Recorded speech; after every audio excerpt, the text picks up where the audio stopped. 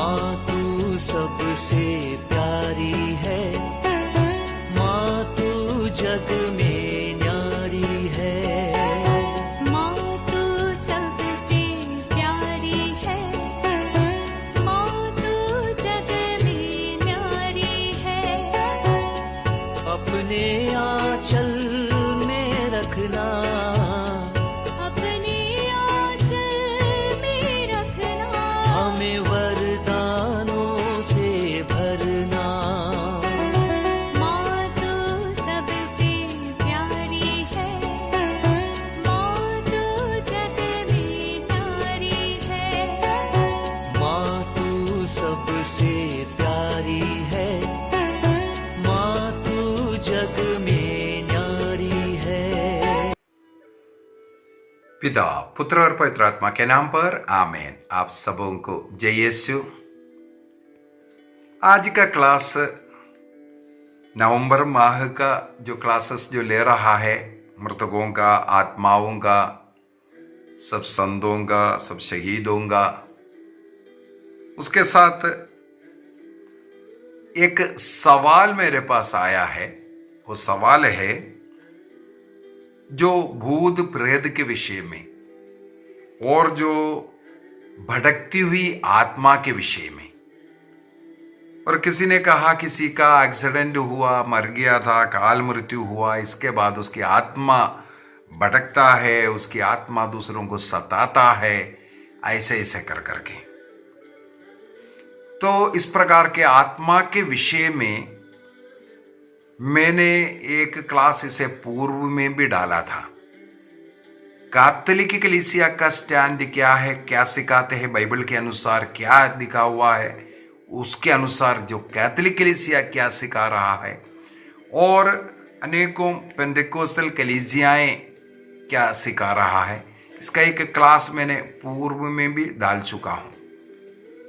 उनका कई फिल्म में या कई ऐसे अन्य धर्म के लोग जो विश्वास करते हैं, जो भटकती हुई जो आत्मा है, उस सीख के अनुसार क्रिश्चियन जो विश्वास को भी इसी प्रकार जोड़ना शुरू किया है। इसलिए अनेकों लोग कई प्रकार से हैं। सब लोग सब पेंटेकोस्टल नहीं, कुछ पेंटेकोस्टल समुदाय का कहना है वो सोते रहेगा, वो भूमि में रहता है। वो कुछ लोग कहते हैं नहीं, वो भटकते रहता है। कुछ लोग का ये विश्वास है साल में कई कई बार उनको निकलने का अवसर देता है, वो तब तक वो सोते रहेगा है। कुछ लोगों का मत है उनका शरीर जैसे सड़ रहा है, जो कब्र में रखा है, उसी कब्र के अंदर उसकी आत्मा है तब तक, जब तक ईसा मसीह का दोबारा नहीं आगमन होगा, वो उस कब्र के अंदर ही रहता है। तो इस प्रकार अनेकों शिक्षाएं पेंटेकोस्टल कलीसिया के अंदर देते हैं, उनका एक मत नहीं। लेकिन कैथोलिक कलीसिया एक ही शिक्षा देता है। पूरे संसार में कैथोलिक कलीसिया का शिक्षा इसके ऊपर एक ही है। मैं इन दिनों में 2-3 बार बोल चुका हूं, एक व्यक्ति का मृत्यु के बाद क्या है। मेरे पारिवारिक प्रार्थना एवं धर्म शिक्षा उस किताब के अंदर भी ये सवाल कर करके उसका जवाब दिया हुआ है। एक व्यक्ति का मृत्यु के बाद क्या होता है। हमारे कैथोलिक कलीसिया का धर्म शिक्षा ग्रंथ कैटेकिज्म ऑफ कैथोलिक चर्च, उसके अंदर भी जो नंबर 1021 से हम लोगों को इसके विषय में मिलता है। मृत्यु के बाद एक मनुष्य का मृत्यु जब होता है, उसी समय पर उनके कर्म के अनुसार एक जीवन मिलता है। हम लोग उसको सबसे पहले उपदेशक ग्रंथ उसके अध्याय 12 वाक्य 7 में भी पढ़ सकते हैं। उपदेशक अध्याय 12 वाक्य 7, वहां पर लिखा हुआ बात मैं थोड़ा पढ़ रहा हूं। उस समय से पहले जब मिट्टी उस पृथ्वी में मिल जाएगी, हम लोग प्रवक्ता ग्रंथ अध्याय 17 का वाक्य 1 और 2 में भी ये पढ़ सकता है। जो मिट्टी से मनुष्य बना है, मृत्यु में वो मिट्टी मिट्टी में मिलेगा। यही उपदेशक ग्रंथ के अंदर भी लिखा हुआ है। उस समय से पहले जब मिट्टी उस मिट्टी में मिल जाएगी जहां से वह आई है, पृथ्वी से आई, वो पृथ्वी में हमारा शरीर मिल जाएगा और आत्मा ईश्वर के पास लौट जाएगी जिसने उसे भेजा है। इसका मतलब मृत्यु का समय पर शरीर को इसलिए मिट्टी में दफनाते हैं हम लोग, क्योंकि वो मिट्टी से निकाला था, मिट्टी का बना हुआ शरीर है, वो मिट्टी मिट्टी में मिला दिया। अभी दूसरा, इसे शरीर, इस पुतले, उसको में एक आत्मा है, आत्मा को एक शरीर मिला था, तो ईश्वर ने उस आत्मा भेजा। वो मृत्यु के समय पर वो आत्मा जिसने भेजा उसके पास वो लौट करके जाता है। हमारा जीवन इसलिए अच्छा जीवन जीने का जरूरत है। प्रार्थना, भक्ति का, पाप स्वीकार कर तैयार रहने की जरूरत है। मृत्यु के तुरंत बाद हमारी आत्मा प्रभु के पास स्वर्ग में लौट जाए। ये कैथोलिक कलीसिया का धर्म शिक्षा ग्रंथ कैटेकिज्म ऑफ कैथोलिक चर्च 1023 के अंदर स्वर्ग के विषय में लिखा हुआ है। 123, 24, 25, 26, 27 यहाँ सब स्वर्ग के विषय में लिखा है। इसका मतलब है एक मनुष्य का मृत्यु के बाद यदि अच्छा जीवन जिया है, वो अच्छा जीवन का मतलब ईश्वर से जुड़ करके, पवित्र तत्व से जुड़ करके एक अच्छा जीवन जिया है, तो संतों के साथ हम लोग भी गिनती करेंगे। हम लोग भी उनके साथ उस संसर्ग में, उस महिमा में प्रवेश कर स्वर्गीय महिमा में ईश्वर के साथ, ईसा मसीह के साथ, जैसे दाहिने साइड के डाकू से प्रभु ने कहा क्रूस पर, आज ही तू मेरे साथ परदुइजा में रहेगा करके, उसी प्रकार हम लोगों को भी स्वर्ग में जाने का अवसर मिल जाता है, प्रभु के साथ होने का अवसर मिलता है। जो लोग मृत्यु के पहले जो प्रभु के साथ जिया, मृत्यु के बाद भी प्रभु के साथ रहता है। उनकी आत्मा यहाँ वहाँ भटकता नहीं, उनकी आत्मा कब्र में नहीं रहता है, उनकी आत्मा सोते नहीं रहता है, बल्कि दूधों संतों के साथ प्रभु का महिमा करने वाला उस स्वर्गीय महिमा में प्रवेश करता है। ये बाइबल भी सिखाता है और कैथोलिक कलीसिया का धर्म शिक्षा ग्रंथ के अंदर भी यही हमें सिखाते हैं। अभी कुछ लोग क्यों बोल रहा है भटकते रहता है, उसके लिए जो आधार लेकर के कई लोग बताता है। मत्ती के सुसमाचार अध्याय 12, मैथ्यू चैप्टर 12 वर्स 43 से लिखा हुआ जो बात है, वहां पर लिखा है, जब अशुद्ध आत्मा किसी मनुष्य से निकलता है तो वह विश्राम की खोज में निर्जल स्थानों में भटकता फिरता है, किंतु उसे विश्राम नहीं मिलता। विश्राम कहां मिल रहा था? किसी व्यक्ति जो पापी मनुष्य में रहता था उस समय पर बहुत अच्छा आराम से रह रहा था, उसे पाप कराते हुए वो बहुत आनंदित होता था। चर्च नहीं जाते, प्रार्थना नहीं करते, नशा में रहते, विचार, वासना, लड़ाई झगड़ा, इसमें रहने वालों में वो बहुत आराम से रह रहा था, आनंद मिल रहा था। एक बार उसे निकल गया, उसमें उसको विश्राम नहीं मिल रहा है, वो विश्राम की खोज में भटकता है कर करके। ये उस मनुष्य की आत्मा नहीं, उस मनुष्य से निकला हुआ अशुद्ध आत्मा अर्थात शैतान के विषय में लिखा हुआ है। लेकिन फिर भी कई लोग बोलता है आत्मा भटकता है। थोड़ा आगे और पढ़ते, तब वह कहता है, जहां से मैं निकला हूं मैं उस घर में वापस जाऊंगा। लौटने पर उस घर को खाली, जाड़ा भुआरा और सजाया हुआ पाता है। इसके बाद लिखता है, तब वह जाकर अपने से भी बुरे 7 आत्माओं को लेके आते हैं, अपने से भी और बुरे। इसका मतलब है वो बुरा कार्य कर करके आराम से बैठा हुआ था, लेकिन रेटिट में भाग लेते हुए वचन सुन करके एक निर्णय किया, आज से मैं रोज प्रार्थना करूंगा, पारिवारिक प्रार्थना होगा, नशा नहीं करेगा, पाप का जिंदगी नहीं जिएगा, वचन सुनने के बाद एक अच्छा पाप स्वीकार किया, शैतान को, अशुद्ध आत्मा को निकलना पड़ा। इसके बाद जाकर के देखा तो बहुत अच्छा सुंदर सजा हुआ मिला है। इसके बाद वो उससे भी बुरे 7 आत्माओं को और लेकर के आता है और उस व्यक्ति में प्रवेश करता है करके। इसके बाद उस मनुष्य की स्थिति पहले से और खराब होता हुआ लिखा हुआ है। इस बात को बोल करके कई लोग बोलते हैं अशुद्ध आत्मा जैसे भटक रहा है, उसी प्रकार मनुष्य के मृत्यु के बाद उनकी आत्मा भी भटकता है। ये एक गलत शिक्षा है। इसलिए कैथोलिक कलीसिया साफ साफ सिखाते हैं।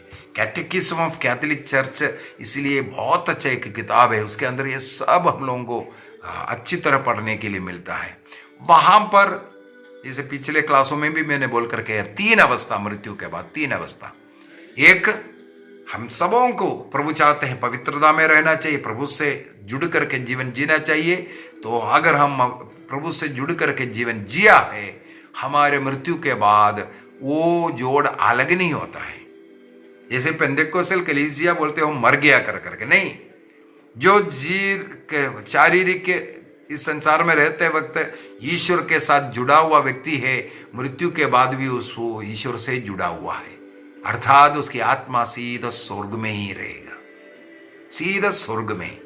ईश्वर से जुड़ा हुआ जीवन जिया, इस मृत्यु के बाद भी ईश्वर से जुड़ा हुआ ही वो जीवन जीवित रहेगा। इसलिए ईसा मसीह ने कहा जो मसीह में मरते हैं वो मरता नहीं, वो जीवित है।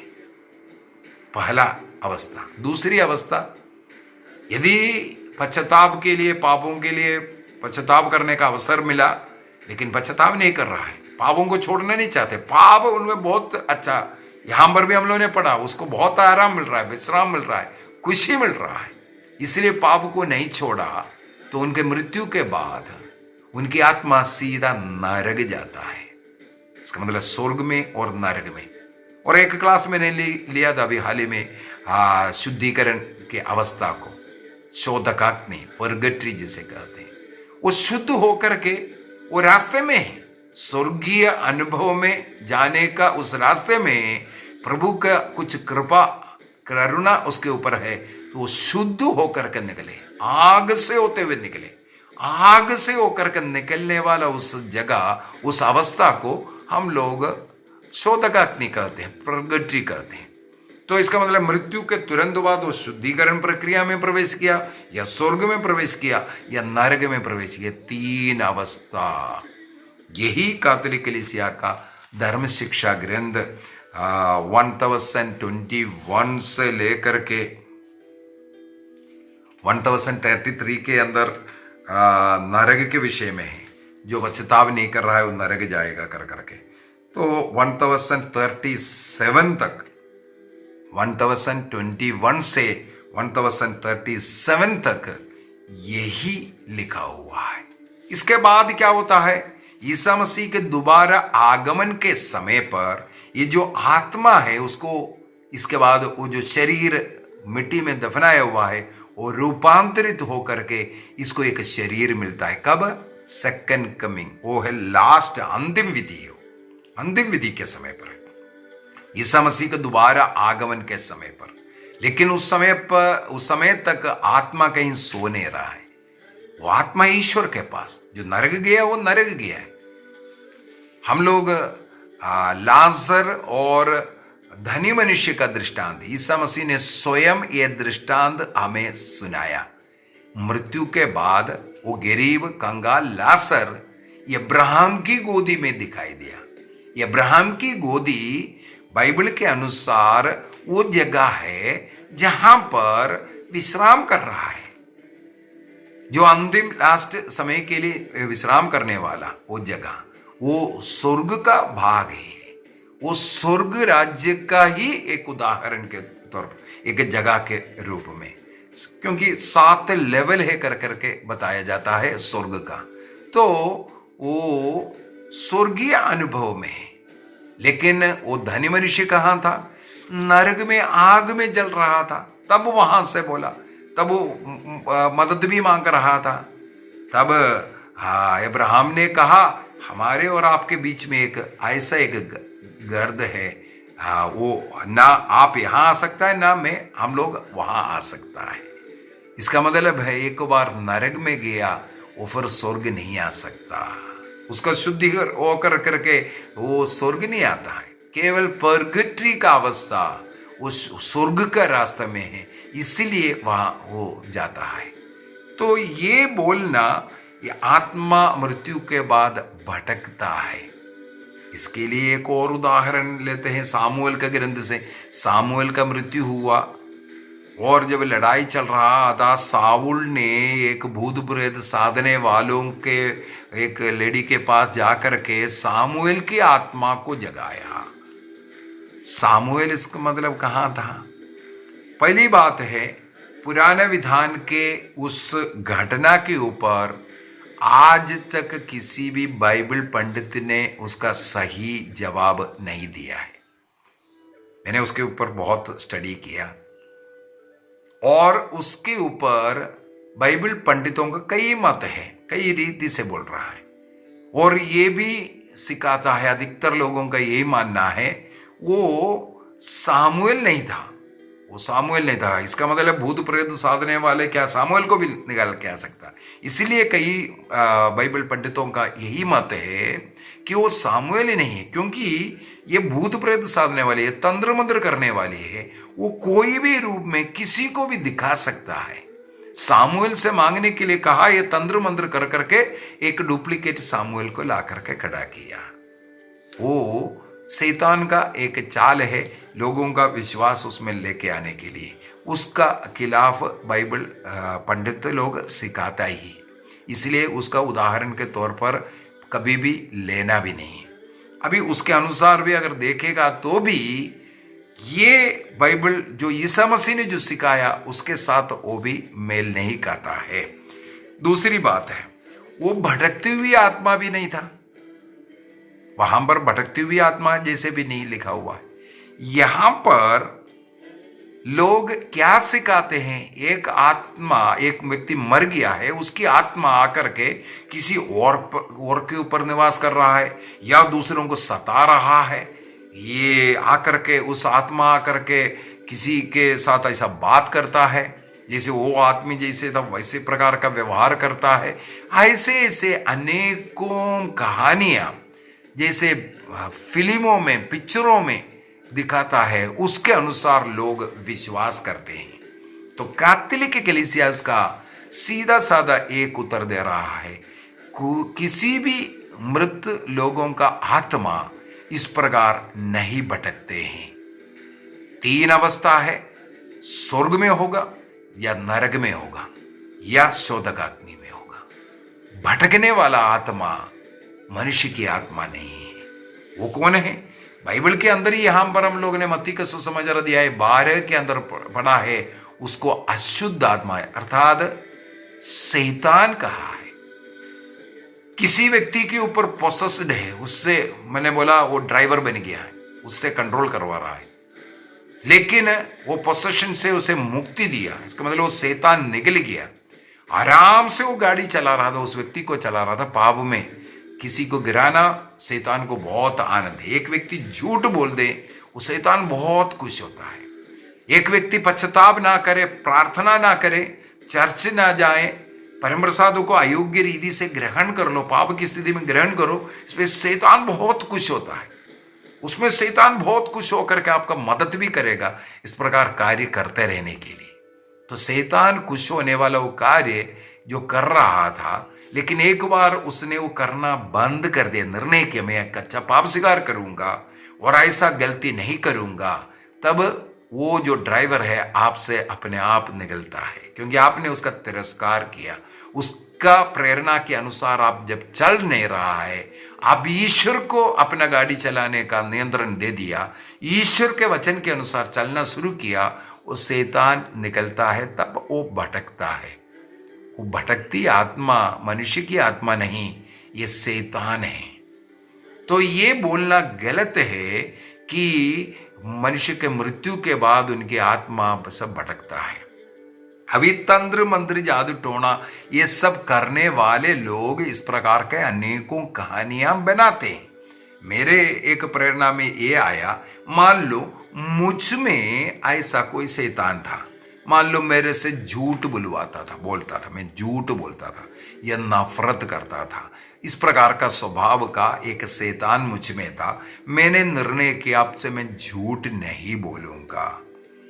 वो आत्मा मुझसे हट गया, मान लो वो आत्मा हट गया, या मैं उस झूठ बोलने के स्थिति में या मैं व्यभिचार करने की स्थिति में या कोई अन्य बड़े बड़े पाप करता था, उस स्थिति में मेरा मृत्यु हो गया, मान लो मेरा मृत्यु हो गया, मेरी आत्मा कहां जाएगा?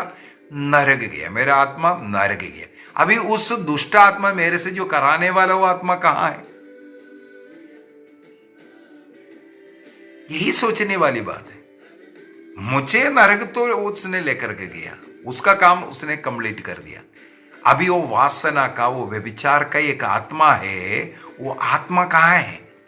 वो आत्मा अगले व्यक्ति को पकड़ेगा। मेरे अंदर जो स्वभाव था, मेरा बोल चाल चलन में अनेकों वर्षों से मेरे अंदर था, मेरा ड्राइवर बना हुआ था और मेरा चाल चलन सब वो सीख करके अभी दूसरे में जाएगा तो वो मेरे जैसा हरकत करेगा। ये देख करके लोग बोलता है, हाँ ये राजन मर गया था, राजन की आत्मा इसमें आ गया। ये नहीं हो सकता है, राजन की आत्मा उसमें नहीं जाता, बल्कि राजन में जो दुष्ट आत्मा था वो राजन से निकल करके राजन जैसे काम उसमें करवा रहा है। ये संभव है। लेकिन राजन की आत्मा स्वर्ग में जाएगा, स्वर्ग में रहेगा या नरक में रहेगा। और जो मेरे जैसे जो कार्य कर रहा है, मेरे अंदर का जो दुष्ट आत्मा निकल करके ऐसा कार्य कर सकता है। ये बोलना गलत है। ये व्यक्ति मरने के बाद उसकी आत्मा ये सब करा रहा है। अनेकों कहानियां जो फिल्म देख करके, ऐसे ऐसे कहानियों का किताबें हैं, ये सब देख करके पढ़ करके लोग अपने दिमाग में रखा हुआ है। तो ये बोलना भी गलत है। मेरे विचार में ये भटकती आत्मा बोल करके जो बोल रहा है, इसके विषय में आपको समझ गया है, आया है। हाँ, अनेकों प्रकार की दुष्ट आत्मा, शैतानी आत्मा है। चाहे चोरी करने वाला चोरी करवा रहा है, चोरी करने वाला एक आत्मा है, दुष्ट आत्मा है। व्यभिचार करने वाला, वासना करने वाला, नशा का, प्रार्थना ना करने वाला, मूर्ति पूजा कराने के लिए लेकर के जाने वाला, इस प्रकार के अनेकों दुष्ट आत्माएं हैं। इन आत्माएं आपको भी या अन्य किसी को भी इस प्रकार का कार्य करवा सकता है। इस प्रकार बात भी करेगा। मरने के बाद उस आदमी से निकला और वो आदमी जैसे ये दुष्ट आत्मा दूसरे व्यक्ति में जाकर के व्यवहार कर सकता है, बात कर सकता है। मैं वो हूं, फलाना हूं, मैं राजन हूं, ये बोल भी सकता है, क्योंकि मेरे अंदर से निकला हुआ वो आत्मा है। वो मेरा बोलचाल, मेरे चाल चलन में वहां पर जाकर के उससे करवाएगा। ये भी शैतान का एक चाल है। तो हमें इस प्रकार का भटकती हुई आत्मा बोल करके डरने की जरूरत नहीं। दुष्ट आत्मा शैतान हमसे डरता है, क्योंकि हमारे अंदर ईसा मसीह है। हमें उस डर भय से बाहर निकलना है। दुष्ट आत्माएं जरूर है, लेकिन वो आत्माएं आपको डरता है, ये आपको समझने की जरूरत है। जैसे मैं कई बार गली के कुत्ते के समान उसको बोलता हूं। वो कुत्ता इसलिए आपकी ओर भौंक रहा है क्योंकि वो आपसे डर रहा है। आपके डर के कारण वो भौंक रहा है। उसका भौंकना सुन करके आप डरेगा, वो आपके ऊपर हावी होकर के आएगा। यदि आप उसका सामना करेगा, वो भागता है। उसी प्रकार शैतान को भी आपको डरने की जरूरत नहीं। उसके ऊपर अधिकार आपको दिया है शैतान को भगाने का, शैतान के अनुसार ना चलने का एक निर्णय आपको करना है। आइए हम अपनी आंखों को बंद करें, प्रभु को धन्यवाद दें। प्रभु को जानने के लिए, प्रभु में रहने के लिए जो अवसर दिया, इसके लिए धन्यवाद दीजिए। एक निर्णय कीजिए, मैं प्रभु के साथ हूं और प्रभु के साथ रहूंगा। मृत्यु तक वचन के अनुसार, प्रभु के अनुसार जीवन जीऊंगा। और दुष्ट आत्मा, प्रेत, भूत, इससे हम डरेंगे नहीं। वो हरा हुआ शैतानी है, उससे हम डरेंगे नहीं, बल्कि वो हमसे डरता है, क्योंकि मेरे साथ प्रभु है। ऐसा अंधविश्वास में भी हम नहीं जाएंगे। मरे हुए आत्माओं के विषय में हमें पक्का धारणा होना है, स्वर्ग में, नरक में या शोधगाग्नि में ही वो आत्मा रहेगा, वो भटकेंगे नहीं। हम लोग बाइबल के अंदर कई ऐसे, जैसे मूसा और एलिया, ईसा मसीह के रूपांतरण के समय पर देखा, देखने के लिए उनको जो शरीर मिलना वो ईश्वर की इच्छा के अनुसार। माता मरियम अनेकों जगहों पर दर्शन देते हैं, वो ईश्वर के अनुसार है। वो माता मरियम के अपने शक्ति के कारण नहीं, बल्कि ईश्वर ने उन्हें अनुमति दिया, उन्हें भेजा। स्वर्गदूतों को बाइबल के अंदर अनेकों जगहों पर मिलते हैं, देखते हैं, क्योंकि ईश्वर ने उन्हें भेजा और उन्हें वो शरीर दिया देखने के लिए। माता मरियम ने गब्रियल स्वर्गदूत को इसलिए देखा क्योंकि ईश्वर ने उन्हें भेजा और उस शरीर देखने के लिए अनुमति दिया। निर्णय कीजिए, हम इस सत्य विश्वास के अनुसार चलेंगे जो कलीसिया सिखाते हैं, जो बाइबल सिखाते हैं। प्रभु को धन्यवाद दीजिए और एक निर्णय कीजिए अच्छे जीवन जीने का। प्रभु से जो जुड़े हुए जीवन जी रहा है, उन्हें इन चीजों से डरने की जरूरत नहीं। निर्णय कीजिए। पिता, पुत्र और पवित्र आत्मा के नाम पर आमीन। आप सबों को जय यीशु।